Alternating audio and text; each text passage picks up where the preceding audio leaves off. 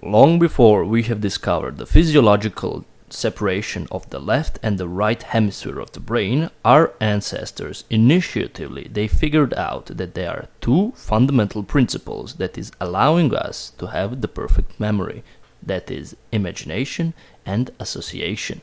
Today, most of us are discouraged to use its imaginative capabilities, and we learn a very little about the nature of our mental associations. It's quite simple. If you want to remember something, anything that you have to do is only to associate or to connect with something similar or a common item. In order to have a perfect memory, you have to imply these elements in your mental image. The first element is synesthesia, which refers of mixing your senses. In order to develop your memory, it is proved that it is quite necessary to increase the sensibility of your senses and to practice them as much as possible. So you have to practice your eyes, your ears, your smell, your taste and your touch, alongside with kinesthesia.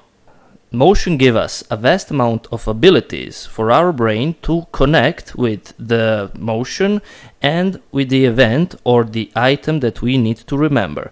Therefore, it is quite necessary for our mental image and our memory images to have a rhythm. If we have a rhythm in it and we have variations of a rhythm, we will remember it even better. And if we want to remember something, quite often we associate it with something that we can remember it by heart. The next element is familiar with everyone, it is sexuality. We all have the great memory in this area, so simply use it. And for the humor, if your mental images are funnier, more wackier or unreal or doesn't even have any sense, therefore you will remember them very easily. So play and have fun with your memory. Imagination is like an engine for your memory.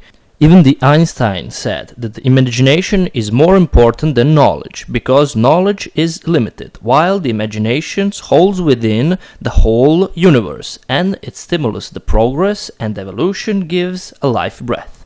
The more you use your wild imagination, the better you will remember, which is the fundamental principle of memory. The next on the list is numerical order. If you count something, you're giving it a specific and efficiency in the principle of order and logic. While symbolism is substituting the common, boring and abstractive terms or ideas, as for instance the sign stop or the light bulb, if you turn that term in something interesting with more meaning, you're going to vastly improve the probability of recall it. And whenever is possible for you, use the whole spectrum of rainbow colors and simply color your ideas and terms and therefore make them easier for remembering. The next on the list is the principle of order. In the combination with the rest of the principles, this is allowing the information to immediately being stored and to analyze it and to increase the possibility of the brain for random receive. The examples for it are the gradation, grouping by color, sorting by categories, and hierarchy. The positive mental images in most cases are quite easier to remember because our brain wants to return to them. Similar to it, the negative mental images, no matter what you have read before, they can be blocked in our memory because the brain, in the process of searching, is seeing that they are uncomfortable. In every memory system there is a keyword, and this word we are going to call a key memory word, which is represent the hook that you will trigger the term or the idea that you want to remember. This word simply needs to produce a picture or show in the mind that is using these memory systems.